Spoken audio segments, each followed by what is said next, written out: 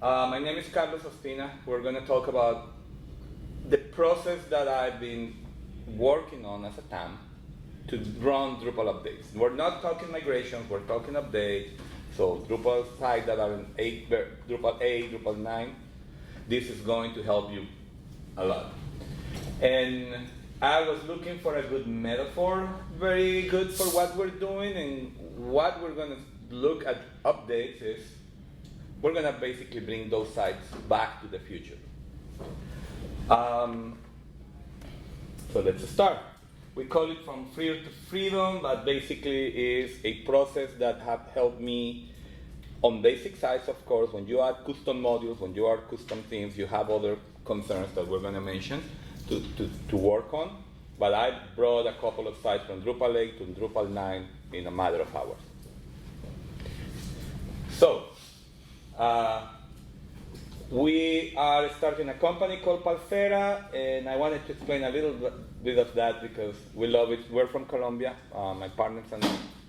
And Palsera comes from Palma de Cera, which is the national tree of Colombia, and it's also, parcero is a body in Colombia.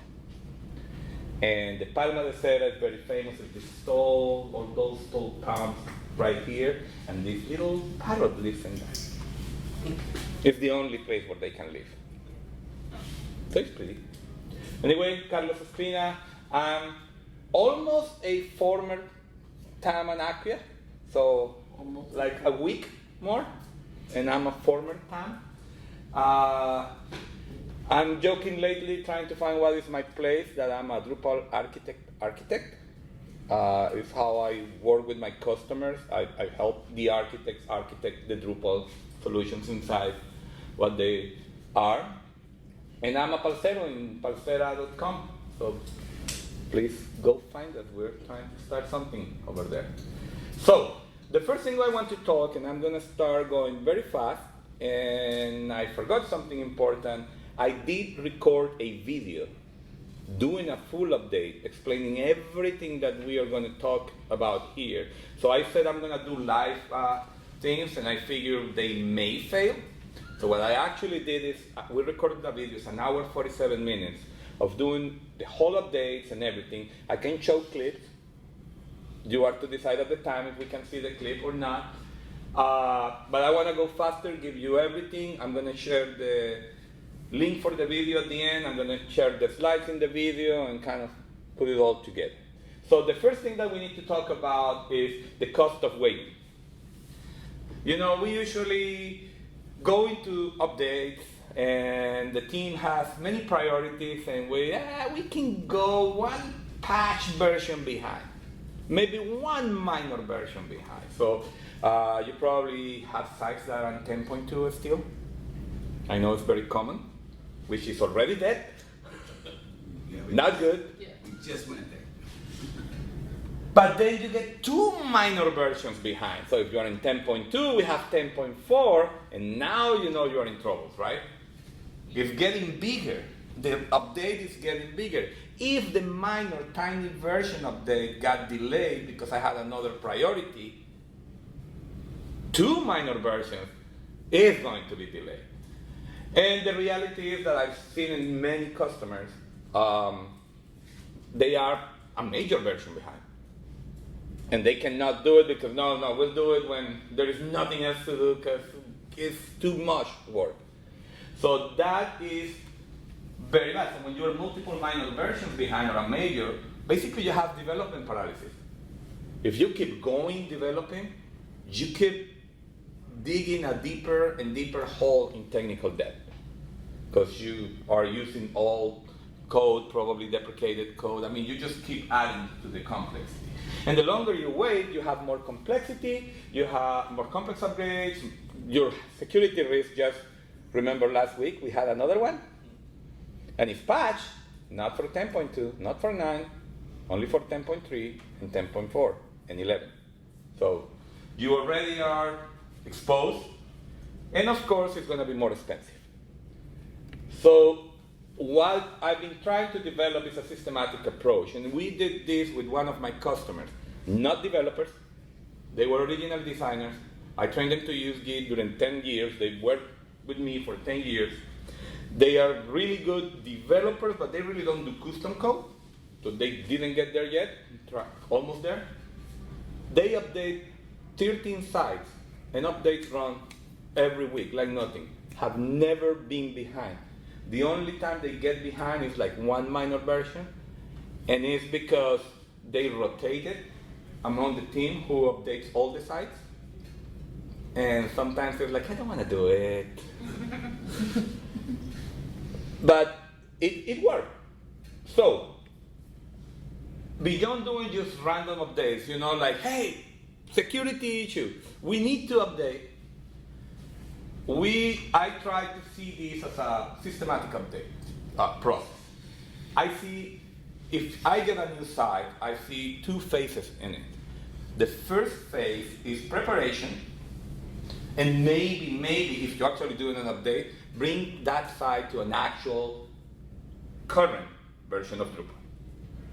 But the first phase is the foundation setup, and we're going to talk about that in a second. And then the normal maintenance process, which is supposed to be very simple. Yes, if you have custom modules and custom themes, there is more thing added to the need, but each phase has some goals and requirements, and when you have a standard process, your updates at some point become predictable. You know what's going to give you issues. You are going to go, even before you run Composer update, what is going to break and what do you have to take a look at. And that's what we want, right? So let's talk about the first phase, like laying the groundwork for all updates to be easy.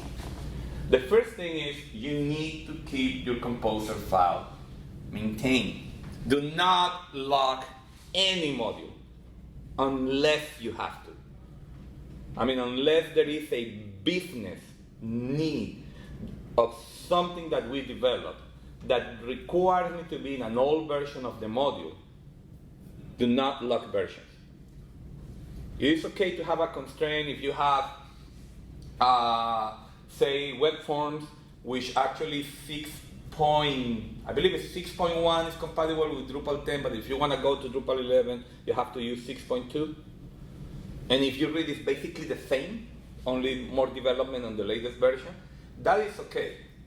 But if you have to be in a specific dev version for something, try to avoid that.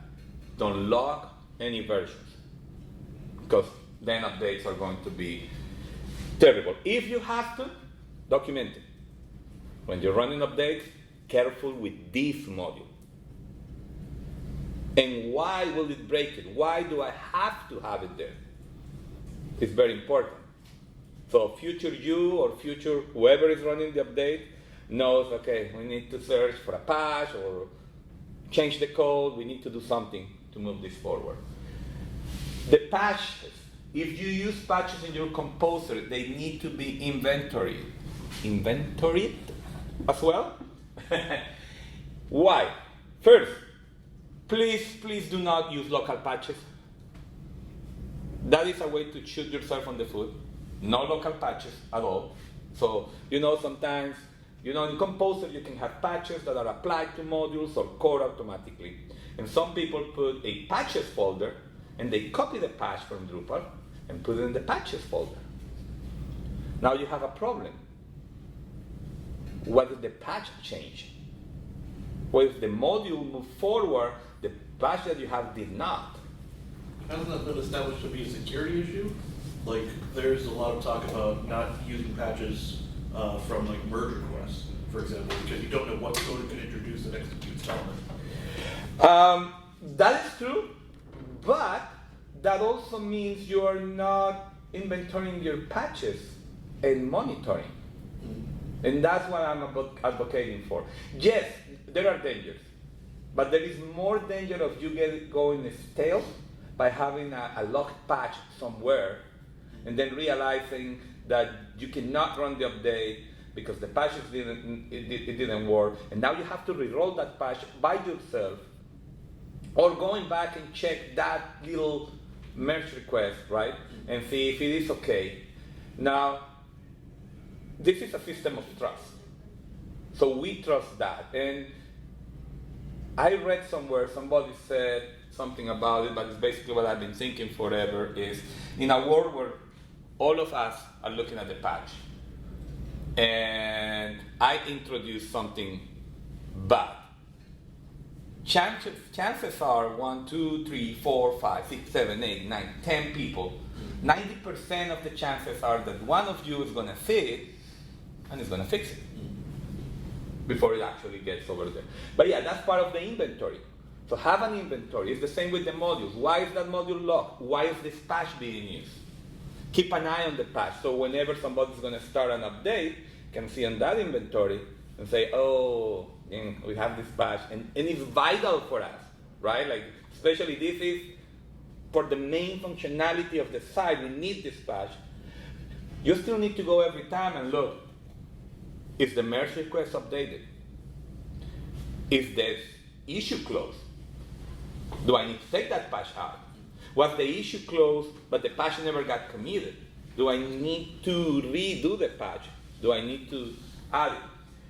Also, sometimes people find bugs that is not working for them. They create the patch locally, and that's it. Please don't do that. There is an issue queue. Go create an issue. Go create the patch. The maintainer is not responsive. Okay, that's okay, but you have it on Drupal.org. And I actually advocate to using the merge request better than the old way of patches. If you know, the old way of Drupal patches was like they were tied to a comment. So when you get the patch file, you will get the number of the issue dash the number of the comment. And you put it in composer.json. But then somebody re-roll the patch for a new version, and now that's a different comment. So your composer is going to fail. And your update is not going to work. But that's part of what I'm saying about inventory of patches. And be aware of what patches are you using, especially those that really, really impact you in the main functionality. And of course, a clean repository management, try to not to have a bunch of modules that you don't use, you know, like that you installed to check them out and then you never took them away. Try to take them away. Of course, always, and I'm not going to go deep on this, I'm only going to make one comment, start thinking about the configuration management. So one of the things that I do when I am updating a site, especially in a large update, right, like I'm on Drupal 9, I need to get to Drupal 10, is for a while I will tell developers, everything stops. And we try to do it in a short period of time, and I forget about configuration management.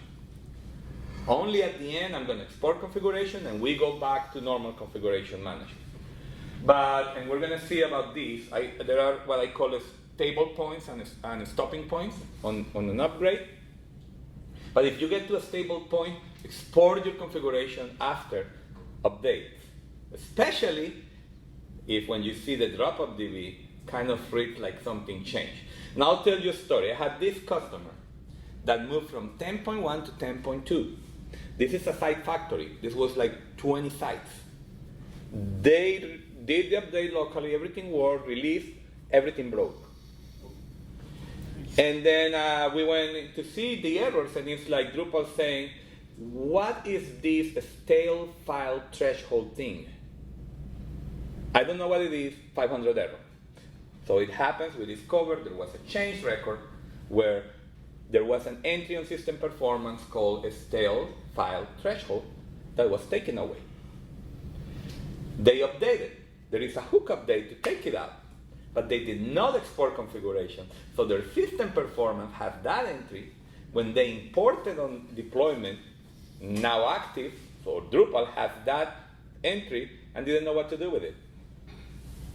And in their case, it gave an error. I saw their case where it gave an error, but another 500, so they could live with it. But just to keep in mind, configuration management when you're doing updates is very important because modules can change configuration. So part of the initial assessment is, identify what versions gaps do you have, what are you behind on. Again, this should be all done by the business needs, right? If you have Gene team for administration, probably is not as important as in the example I say, conditional modules, because your site depends on, a form that is conditional, and that's how we make the money or get the customer. Take a note of your custom modules and themes dependencies. And this is very important. Take a note of the APIs you are using on your custom modules. And I have another story. Another customer moved also 10.1 to 10.2. They had a custom module actually changing conditional fields. And it stopped. They moved no errors. PHP gave no errors. syslog showed no errors.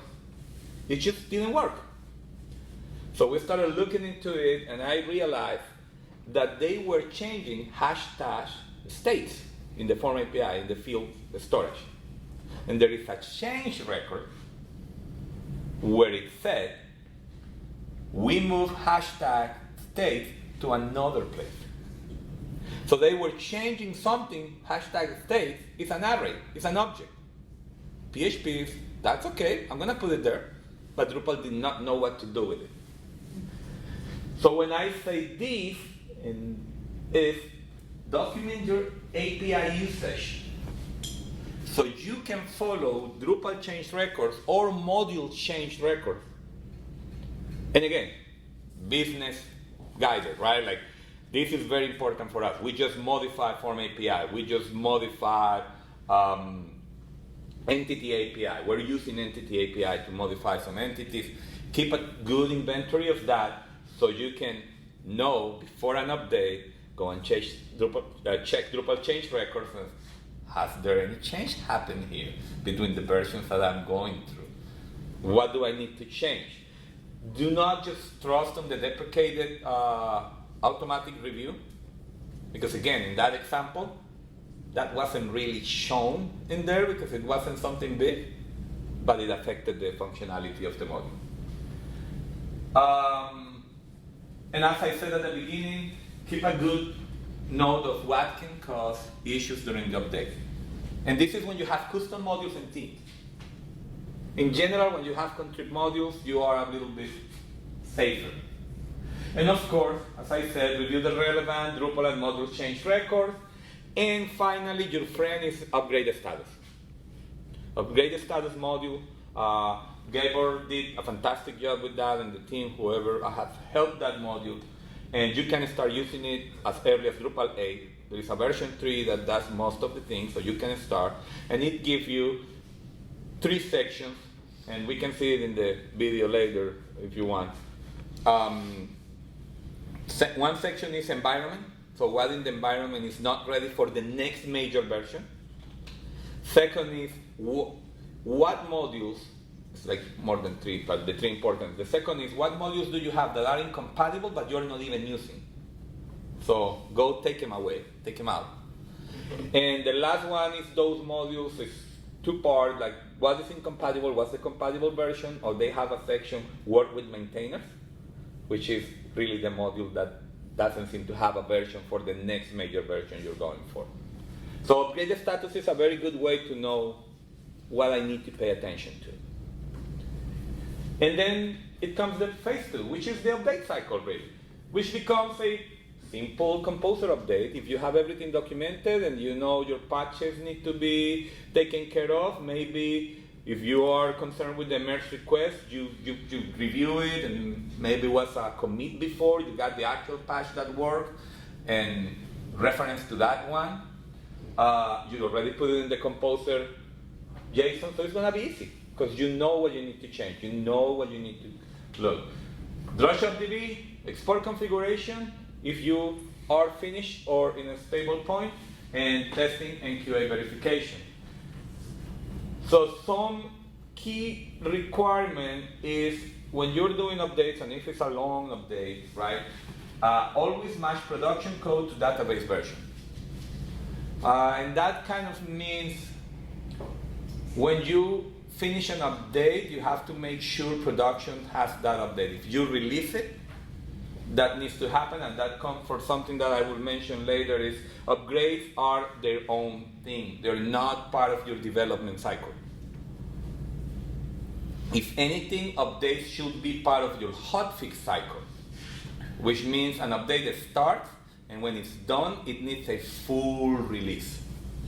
And then developers need to grab your code and the new production database to avoid that somebody is going to push some configuration or composer file that is behind. And I guess that covers that. Oh yeah, this monitor update messages is, learn to read the drush updb messages. You can see there where configuration change. You know, like if it says like we're adding, I don't know, we're just changing some values, maybe it's not configuration, but the modules and core are very clear on, in the example of the stale file threshold, when I run the update manually, it actually said, we are removing this entry from system performance. So if you read that, you know, don't forget to export configuration, or really need to do. So what is the standard process? As I said, you get ready, you have your composer, you have everything ready, everything is documented. And as I said, updates, not part of the development process. This is not something that you can assign to the developer that is also doing this feature. This is a developer that is going to take it from the beginning till the end by themselves. And why is that? Because if there are configuration changes, if there are many updates in the drush-updb on modules, even if you don't have to export configuration, you are in danger that somebody pushes a configuration or a composer.json that does not have the latest module. And you know this. If you update a module, that's a drush-updb, you run the drush-updb, and then you put the old version, it's going to break. And at stable points, and again, will be coming, what I call a stable point is like, I'm good. I got to this version. It is higher than where I was. And my system is working. QA said everything is working. I'm on a stable point. The migration is in a new version and a stable point. If you're going to release that, it requires a full release cycle, so it needs to go all the way to production, so QA, production, and then your developers need to synchronize that, even if you are in the middle of a sprint. So security issue came like yesterday, or when was it? Wednesday? By Friday, you should be running a full release cycle of that upgrade. Because probably it's not going to give you many issues, right? Like it's a small change, so you run through the composer update, everything is done the right way, so you run your composer update, drush-updb, drush-cex, git pull request. That pull request needs to be accepted if you're using pull request, and that code needs to go to production. Database needs to be updated with updb as well, if needed. And then the developers need to know that they need to rebase those changes and continue their normal sprint. If you do that, updates are going to be easier. Most of the cases is, I run updates, but then my pull request put the update, but his pull request or her pull request just got this module down, and the other pull request, and now I don't know which one is the latest version. And that actually has happened with a couple customers. So, as I said, updates are a time travel. When you start thinking about these, start thinking, and we're talking here 8 to 9 to 10, right? Like I'm really behind. Some versions of Drupal live at the same time. In today's world, it's 10.3, 10.4, and 11.1. And I believe 11.0 is dead, and we're about to get 11.2 if it's not alive, I didn't check, right? They live at the same time. Same with modules. Modules live at the same time. Think of this as a time travel metaphor, really. So if you are in Drupal 8, in a module, you run composer update, it's your constraints in Composer are right, it's going to go to the latest version of that Drupal 8 version, right? And a module breaks, you're going to need to find, and we're going to show later, a version of that module that is living in the same time. So I know this again because I've been doing this a couple times to make sure I have it right. Drupal 8.9.20, for example, is November 17, 2021. And you're going to see, if we have time, I just don't want to waste much time because it's short, or you can see it in the video, Joe's SEO. The latest version says it's version 8 compatible, so Composer is going to bring the version from 2025 even if your site is Drupal 8. And of course it breaks. So that's when I need to go and find a version of Joe's SEO that was released right before November 2021 and lock that module to that version and then just keep moving it through time together. And we can see that in a second. Joe's practical, the video clip at 1 hour and 10 minutes, I am showing how I'm doing this. Don't know if you want to see it now. We can do that. So let's just start. Let's go to the beginning. So something that you can do is... Ooh, sound is not good. Keep looking at here. So 9.20, let me see. and you can keep going Here it is. and be cleaning as I move forward. So now that I am, this is a very important time in an update. I'm on 8.9.20, right? Drupal upgraded status is telling me I can go to Drupal 9. What version of Drupal 9 do I go to? And here we use the same philosophy, release version date matching. I am on Drupal. So I guess I got ahead here, so I'm going to explain. Remember I said versions of Drupal live at the same time. So the best way to do this is something that I did not call. I'm talking here to Nora, another Drupalist, that she's helping me with the videos. And I was telling her, and she named it, she called it version release date matching. And it's what I'm telling you. So during Drupal 8.9.20, the same date was released, which was a security issue, 9.1.14 and 9.2.9 were released. So technically, by the philosophy since Drupal 8, I should be able to move from 8.9.20 to 9.1.14 without any issues. That is the promise, and that's how we've been maintaining Drupal since Drupal 8. So what is your next logical version? It could be 9.1.14 or 9.2.9. In my opinion, go to the 9.1 because 2 minor versions can be too much, especially if you have custom modules and custom themes and things like that. 8.9.20. So I'm going to go back to the list of issues. And I can see here, and this is because I know they're all security updates, so that is telling me that they all live at the same time. I could, click on each one of them and see that they were released at the same day. But I know these 3 versions were living, 8.9.20, 9.1.14, and 9.2.9, were being released simultaneously in November 17, 2021. So we are going to trust the process. Since Drupal 8, we said we can upgrade from 8 to 9, from 9 to 10, if you are in the latest one. And we're going to trust upgraded status, who's telling me I can. Theoretically, I could go to either 9.1.14 or 9.2.9 based on that premise, right? They should be completely upgraded. So we could just see that based on that these releases were happening around the same time, these patch versions were happening around the same time.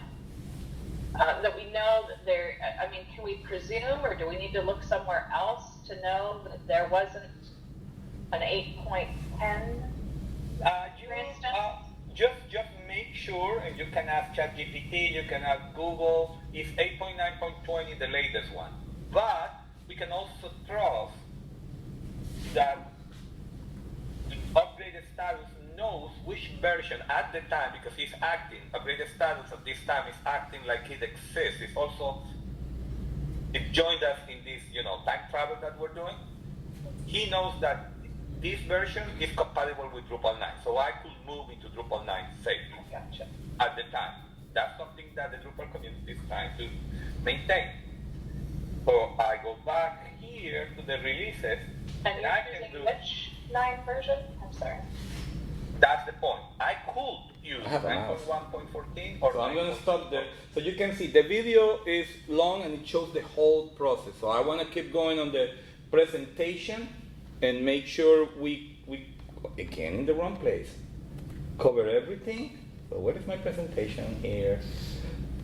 So if we don't have time to show the clips, what I figured is I'm going to share the link to the video and you can see all together, and there's this recording, and I'm going to put my slides because it's a lot that we cover. So let's talk about the practice. How does it go? Stopping points and stable points. Stable points should be first. Stable points are the points where you're good. You got to the latest version, your database run updates, you check anything that is your critical path. I don't remember if I have that later. Remember the old Gantt graph? You have to find the critical path. I kind of do the same metaphor for your site QA. Find your critical path. What cannot fail? I mean, I think a little hero image that got shortened for whatever reason, we can live with that. The little booking system where we make the money, maybe not. So find the critical path that you need to test, because when you're doing updates, sometimes like the security update, they need to happen fast. We cannot wait for QA 2 weeks or 3 weeks to do their whole beautiful process. So stable point is we tested everything, all tests passed, everything is okay.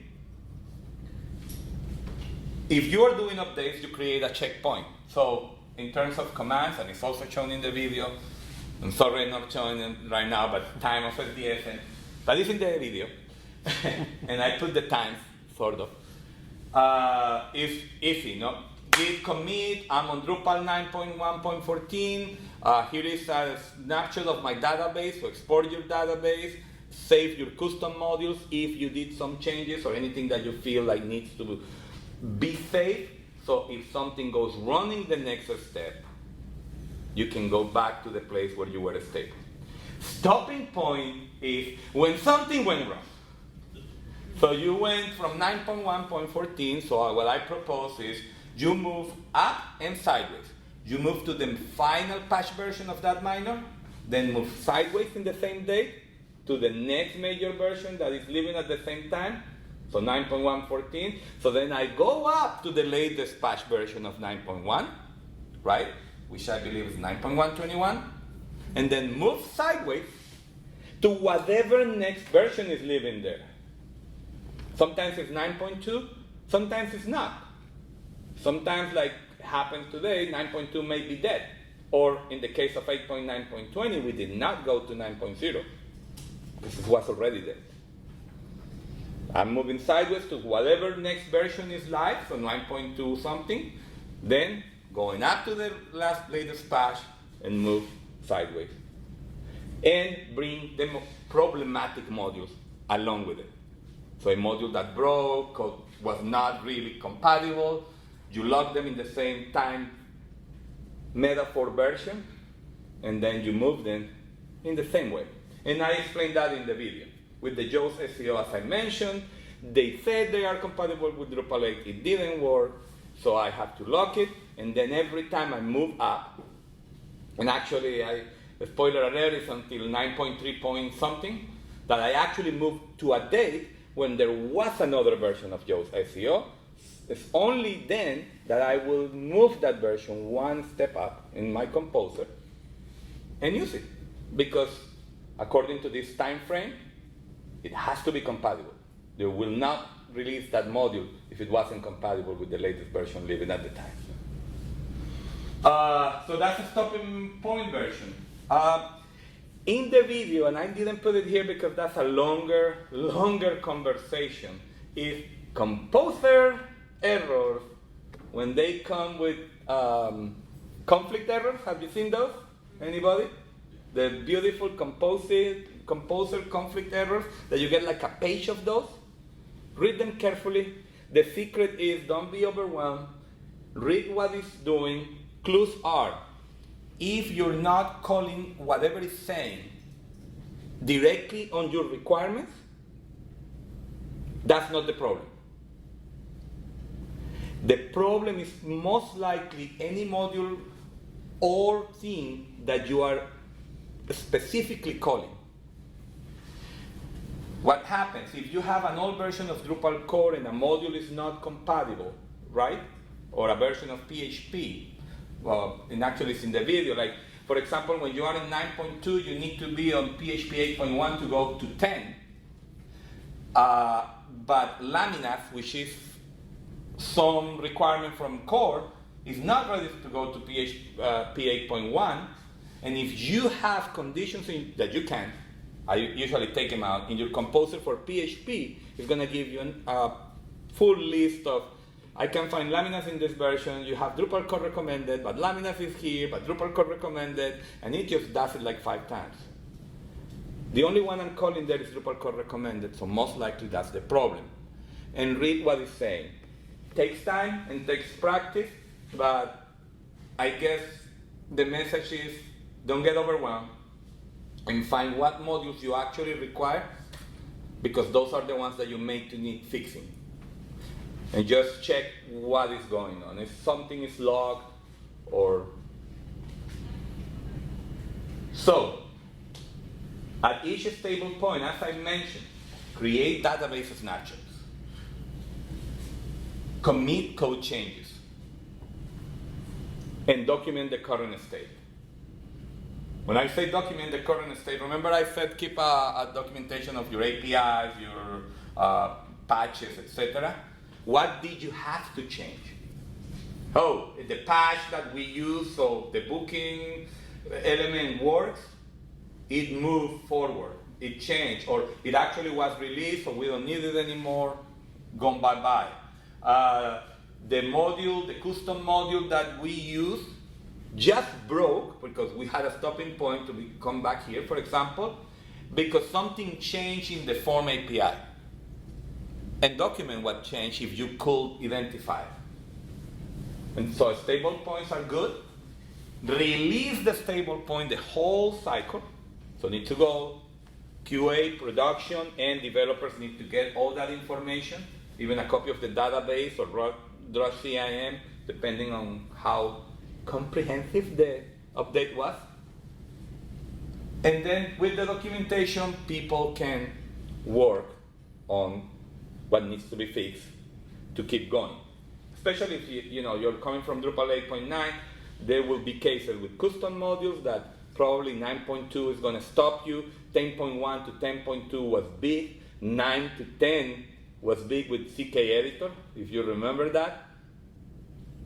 So those are the kind of stopping points that you have, and you have to find a stable point. It means everything is okay.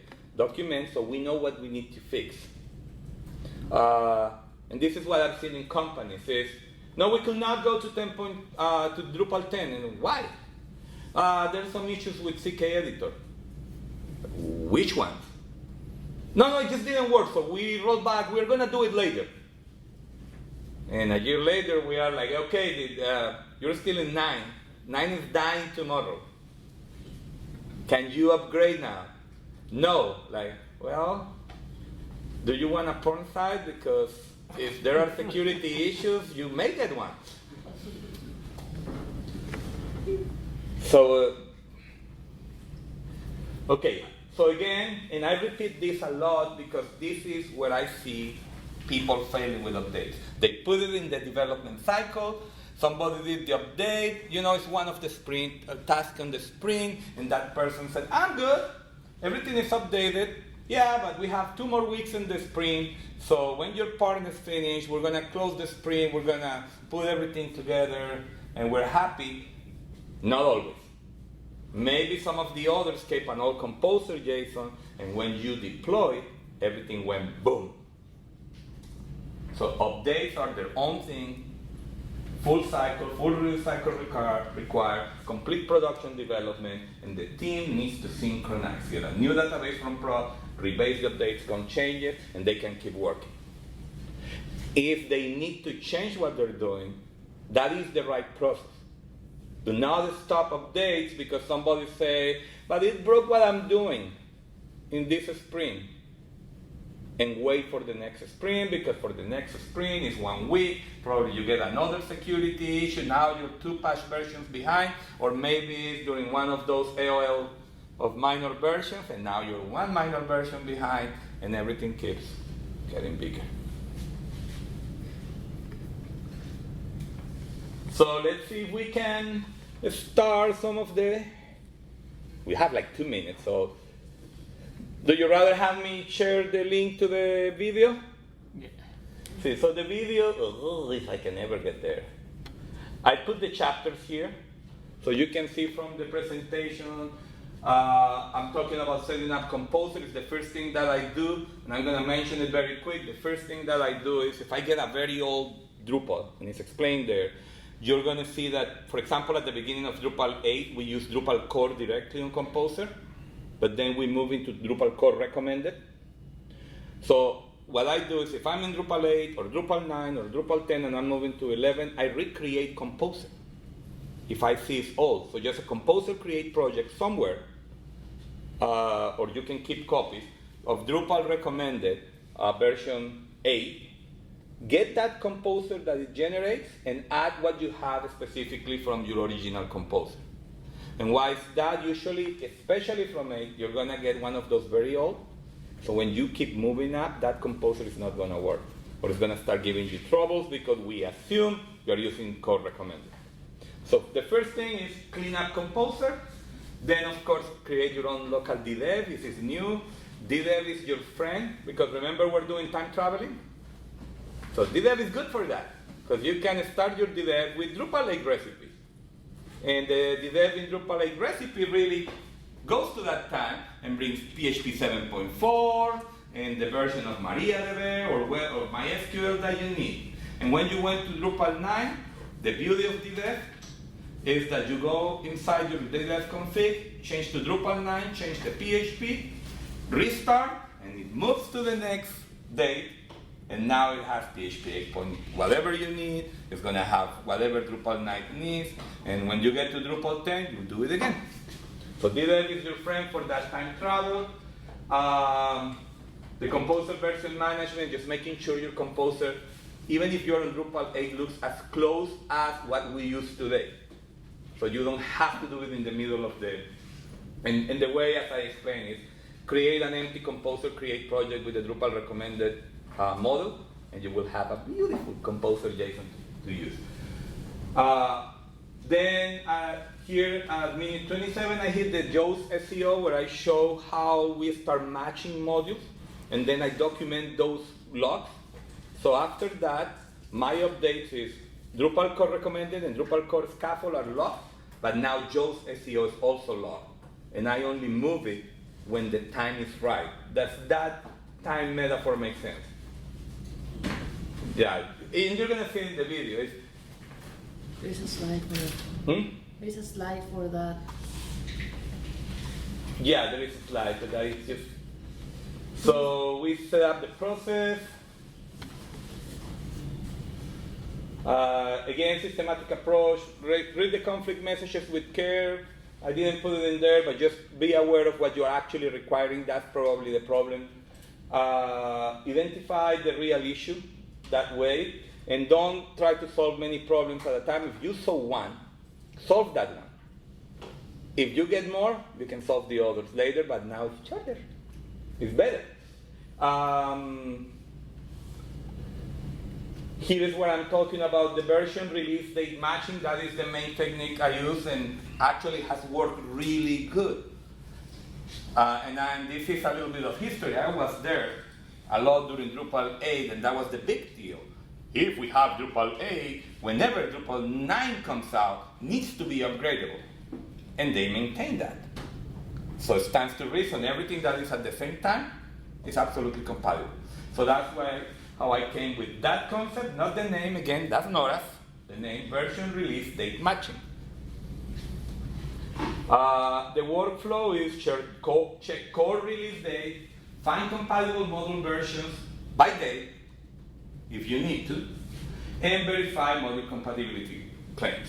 Because, again, some of them say they're compatible, but they're not, like I mentioned with Joe's SEO, that today says compatible with Drupal 8. There is no way. For the others, trust Composer. Most of the module maintainers are really good on maintaining compatibility. You are going to see modules that actually say, we are only compatible with 10.3. So that will help Composer not use that version, but the previous version that said 10.2, if you're on 10.2. And again, at minute 30, we explained that in the video. So, for you to take away before we run out of time, systematic preparation. So document all custom code and APIs used. That is a huge one that can help you. Be aware of Drupal change record for those APIs. It's pretty easy to find. You just put your API and it shows you every record, tells you when it was introduced, from what version to what version, and what changes need to be done. Maintain clean Composer files. Don't add extra modules. Don't lock modules for easiness. If you keep a patch inventory updated, and I forgot something, if you find something, contribute it back. Don't try to save it on your own, because if you contribute it back, somebody's going to re-roll it, other people is going to look at that, and your life is going to be easier in the future. You don't depend on the version that you have locally, but in a version that is being maintained. And maybe it can get released if you have a good maintainer, right? Strategic planning. Choose appropriate update windows. That means, again, don't do it in sprints. Do it when you need to update. Security issues, or every Friday, or every Monday. I will do it weekly. After you are in a good point, weekly Composer update, Drush DB, Drush CX, release, keep going. And of course, as I said, everything needs to consider business impact. What do I need to test? What do I need to keep an eye on? Business is the boss. And finally, for testing, as I mentioned, find a critical path. So the minimum things that cannot fail, so you can do quick testing when you are updating. You cannot wait for everything. You cannot stop an update because if the font is not right, or this title is looking too big, that's something that you need to fix, but should not stop an update. Should be like something to do after that. Team compatibility is important. There is a show a part in the video where I showed this, where they were using Bootstrap Barrio, and Bootstrap Barrio has Bootstrap Library, and they moved Bootstrap Library kind of before or at the same time, but the requirement pops up before, and that forced me to update Bootstrap Barrio because it required a newer version. And when you upgrade your version of anything, just upgrade.